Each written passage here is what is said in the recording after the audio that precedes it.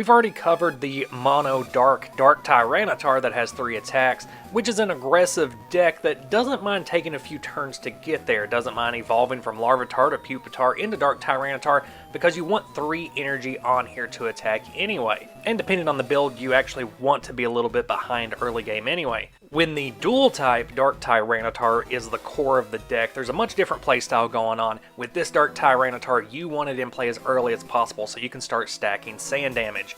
As long as Dark Tyranitar is in the active spot, put 1 damage counter on each of your opponent's benched basic Pokemon between turns. You want this out early because of that basic Pokemon clause in sand damage. You want to be able to get a little bit of chip damage onto your opponent's Pokemon before they evolve them, but also start stacking damage for easy KOs in the mid to late game on Pokemon that aren't going to evolve like Jirachi or Dunsparce. It doesn't even matter that you're not going to be able to attack on your first couple of turns because sand damage is just dealing passive damage for Dark Tyranitar existing in the active position, and that also ensures that a few turns later, into the mid and late game, that second strike is going to be as valuable as possible, getting 70 damage off of 3 energy, with a little bit of added damage here and there provided by special darkness energies. And with 120 HP, Dark Tyranitar is going to be able to sit in the active position and rack up at least a few turns of sand damage, giving you some extra time to power up more Dark Tyranitar options on your bench. Getting a Tyranitar out early means that you're going to put your opponent into rush mode, where they're feeling like they need to start evolving all of their Pokemon so that their basics aren't being ground down with sand damage. Because we want this Dark Tyranitar into play much earlier than the other one, we're going to opt for the Dark Pupitar that makes more sense. It has 10 less HP, but its explosive evolution fits perfectly with the sand damage Tyranitar. So ideally on turn 2, you attach a second energy to your active Larvitar, you evolve into Dark Pupitar, you use explosive evolution, flip a coin. If heads, this attack does 10 damage to all of your opponent's Pokemon, getting in some preemptive sand damage. Then search your deck for Dark Tyranitar, put it on this card, and then in between turns, 10 damage to each of your opponent's benched basics. An explosive start indeed, if you can hit the coin flip. If not, the attack does nothing, which is disappointing and a bit confusing because it doesn't tell you what you do if you flip tails. The wording of the effect can also make it seem like the coin flip is only attached to the spread damage portion of explosive evolution, and that regardless of coin flip, you're gonna search for that Dark Tyranitar and put it into play, but the official ruling is if you flip tails, nothing happens. The search for the evolution card and the damage are both linked to the coin flip. I would also like to bring up, for those of you that don't know, part of Pupitar's lore is that it gets around the Pokemon world by shooting streams of pressurized gas from within its body to propel itself forward, which is what it's doing in this artwork. This thing is a tooting and a zooming its way through the world, and it adds a little bit of extra spice to that explosive evolution because it's essentially farting so hard that it powers itself up into an evolution, while also hitting all of your opponent's Pokemon for stank damage. So you get your Dark Tyranitar into play as quickly as possible, start stacking sand damage on your opponent's basic Pokemon. You put them in the position where they either need to shut down that Pokebody, or they need to start evolving their basics so that sand damage won't hit them. Around this time, you should be dropping a Dark Ampharos into play, another Stage 2 Pokemon with 120 HP, and a Pokebody that likes to punish your opponent for playing the game.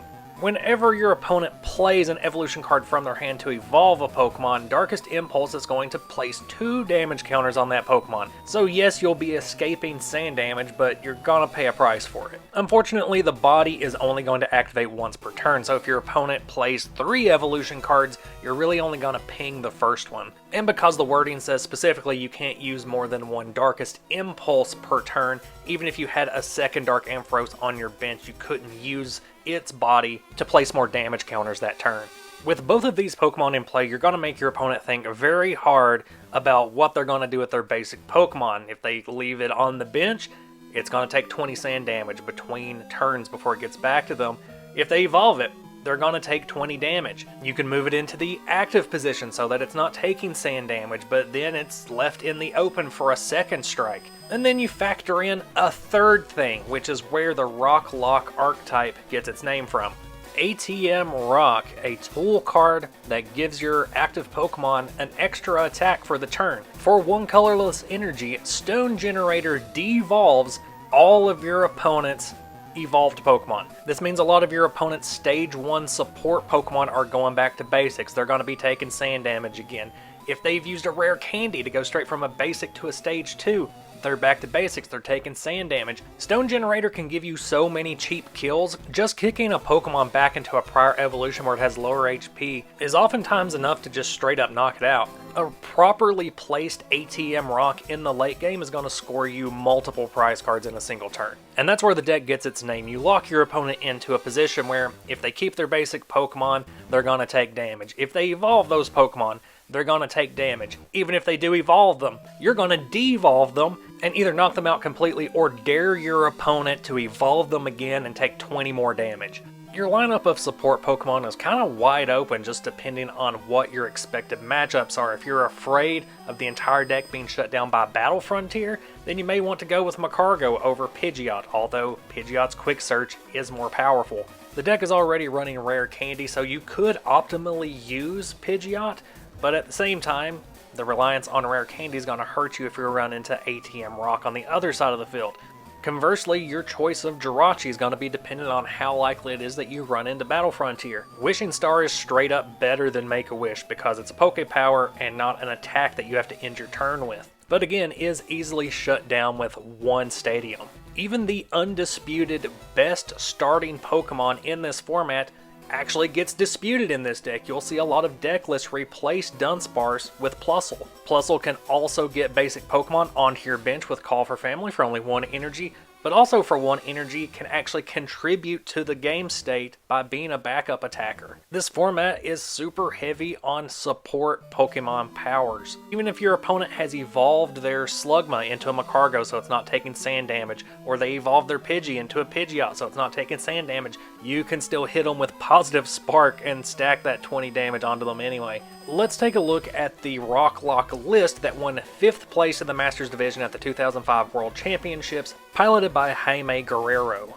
We've got a 3-2-3 lineup for Dark Tyranitar, a 2-1-2 for Dark Ampharos, a 2-1-2 line of Pidgeot, and 3 copies of Wishing Star Jirachi. For draw power, we've got 2 copies of Steven's Advice and 2 copies of Rocket's Admin, with 4 copies of Celio's Network to help you get those evolution cards into your hand, and then 4 copies of Rare Candy to get those evolution cards into play faster. Because we have all these different lines in the deck, Swoop Teleporter is going to be useful for getting the specific basic Pokemon that you need into play now, with Pokemon Retriever on the back end to recycle some of those discarded Pokemon if you need to. A couple copies of POW Hand Extension for some gusting effects, or for getting some special energy cards off of your opponent's active and just moving it to another one where it's not going to be as effective. 3 copies of Desert Ruins to help stack more damage in between turns if your opponent's playing Pokemon EX, but also just to help you win the Stadium Wars if you are up against a deck that's playing a bunch of Battle Frontiers. You can just get those out of play by playing your own Stadium. But also 1 copy of Rocket's Tricky Gem, which gives all of your dark Pokemon a sniping option. For 1 colorless energy, you can feint attack and just snipe for 20, getting you some more access to easy, cheap kills. The energy base is going to be very similar to that of the other Dark Tyranitar deck that we've covered, though a little less aggressive on the energy side, as the entire deck is less aggressive. It's more about holding out for as long as you can, stacking damage, and then just taking a bunch of KOs all at the same time, rather than just one by one.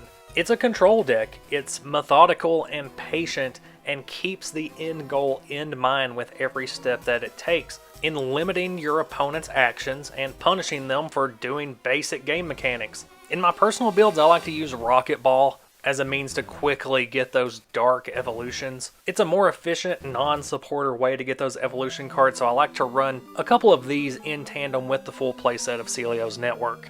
And that is Rock Lock. Let me know down in the comments what you think about the builds showcased here, and how do you think it stacks up against the other lock decks in format like Hariyama or Vileplume.